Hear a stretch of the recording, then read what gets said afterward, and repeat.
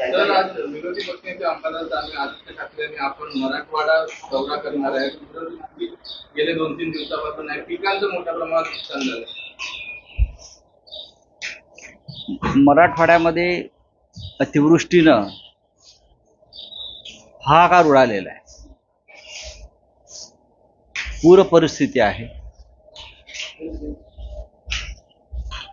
मनुष्य हानीविषयी अजून कल्पना नाही, पण गुरं ढोरं घरं उभी पिकं याचं प्रचंड नुकसान झालेलं आहे. या राज्यामध्ये सरकारकडे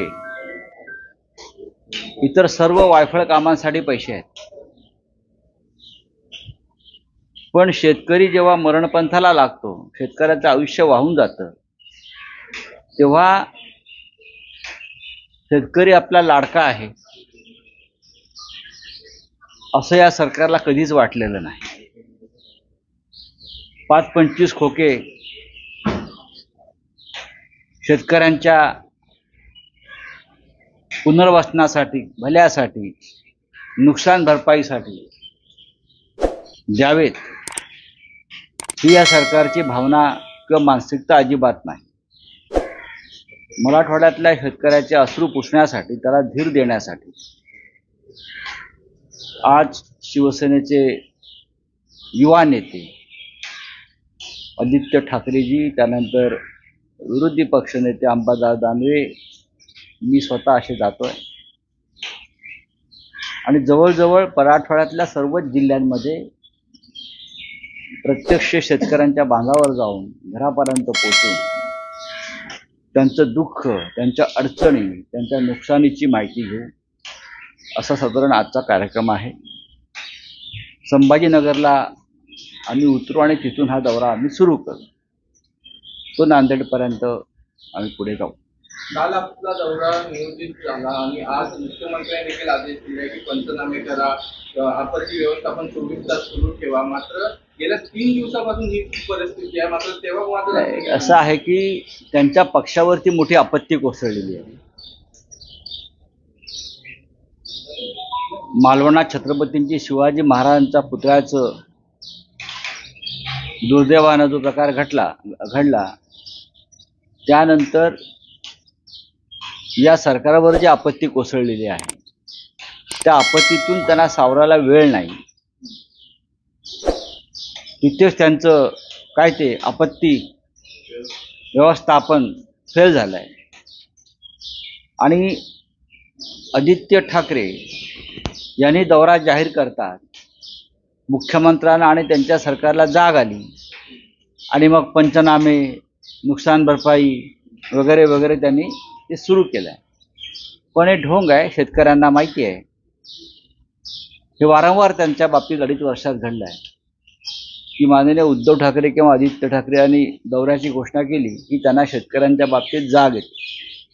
खरं म्हणजे राज्याचा सगळा निधी, विद्यार्थ्यांचा, शेतकऱ्यांचा, सामाजिक न्याय विभागाचा, हा सगळा निधी राजकीय कारणासाठी फक्त एकाच योजनेकडे वळवल्यामुळे शेतकऱ्यांवरती आफत आलेली आहे. हे मी स्पष्ट सांगतो. तर आपट्यांसंदर्भात तुम्ही वक्तव्य केलं होतं की वर्षावरती असेल, मात्र मुख्यमंत्री म्हणतात की चॅलेंज दिले, तुम्हाला आव्हान दिलंय की वर्षावर शोधावा आपट्यांना. मात्र अजूनही आपटे भेटत नाही. नाही, आपटे भेटत का नाही सांगावं ना. म्हणजे जर आपटे सापडत नसतील, त्यांना लुकआउट नोटीस जाहीर केली, बरोबर ना.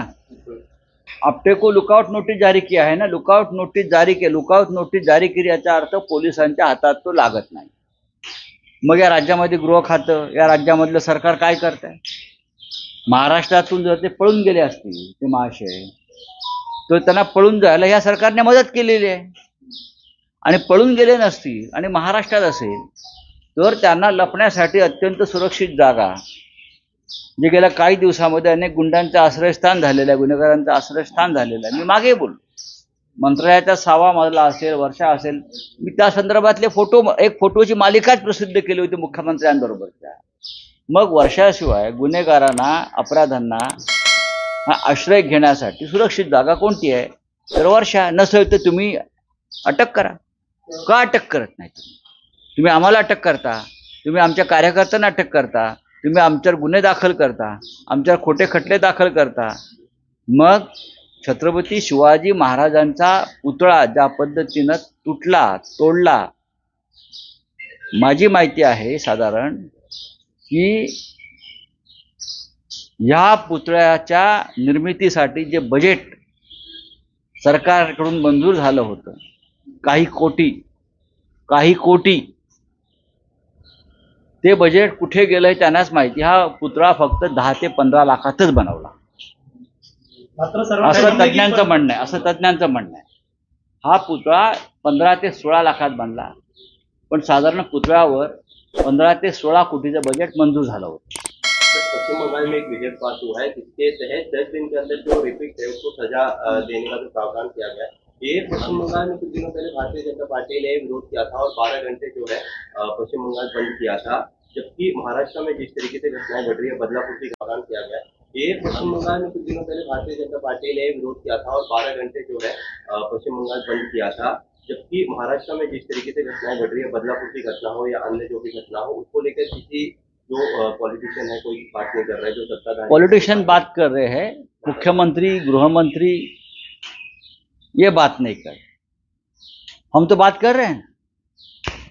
वो जो जिस स्कूल में ये हुआ है बदलापुर में, उस संस्था के जो प्रमुख है वो भी आपटे ही है. एक कोतवाल है कोई, उनके ऊपर एफआईआर किया है लेकिन अब तक उनको अरेस्ट नहीं किया है. सीसीटीवी फुटेज किसने गायब किया उस स्कूल से? ये संस्था के जो प्रमुख है उसने किया होगा ना. क्यों किया? क्या सिर्फ एक अपना जो सिपाही है, हाँ, उनको बचाने के लिए? क्या उसके पीछे और कुछ रहस्य है? आप देख लीजिए. तो सरकार क्या कर रही है? हम तो बोल रहे हैं ममता दीदी के खिलाफ आपने जो आंदोलन किया पश्चिम बंगाल में, वो एक राजनीति.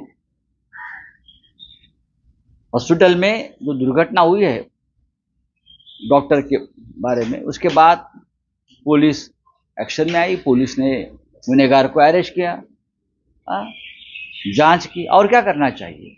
अब एक कानून बनाया, लेकिन आपने 15 दिन तक पश्चिम बंगाल की कानून व्यवस्था ये बीजेपी के लोगों ने, ये गुंडों के हाथों में रही, हिंसा हो गई. जिम्मेदार कौन है? अब महाराष्ट्र में पूरा बदलापुर ने, पूरा महाराष्ट्र लगभग उस आंदोलन में उतरा था. हमारे ऊपर न्यायालय के माध्यम से रोक लगाई आंदोलन करने में. लेकिन सरकार ने क्या किया? अक्षय शिंदे एक आरोपी है, उनको पकड़ा है. लेकिन जिस संस्था में ये हुआ, सीसीटीवी फुटेज अगर जो संस्था गायब करती है, उसका मतलब अपने ये अपराधियों को कोऑपरेट किया है बचाने के लिए, और कुछ ना कुछ और दाल में काला है वहां. माहितीकडे वारंवार सांगत जाते की पंतप्रधान असेल, मुख्यमंत्री असेल, अजितदादा सर्वांनीच माफी मागितली आहे. वारंवार यावरती राजकारण केलं तर संजय राऊत वारंवार राजकारण करतात. आम्ही राजकारण करत नाही. छत्रपती शिवाजी महाराज हा राजकारणाचा विषय नाही. तुमचा असेल बरं का, तुमचा असेल. तुम्ही रोज एक अपमान करायचा छत्रपतींचा आणि माफी मागून सुटायचं. अशा पद्धतीनं त्या आमच्या त्या काळात रामन राघव नावाचा खुनी होता, त्याने माफी मागितली होती, मग त्याला सोडायचं का? हे काही बोलतात. छत्रपती शिवाजी महाराजांचा अपमान हा माफी मागण्यालायक नाही. याला अपराध म्हणजे आम्ही जे म्हणतो आहोत. पुढे आहे सार्वजनिक बांधकाम खात्याचा मंत्री, हे कोट्यवधी रुपये खाणारे भ्रष्टाचारी कुठे आहेत? राजीनामे द्या. माफी काय मागताय?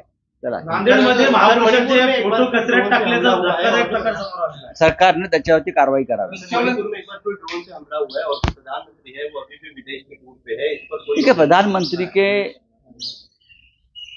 संज्ञान में मणिपुर एक अपना राज्य है, ये नहीं है.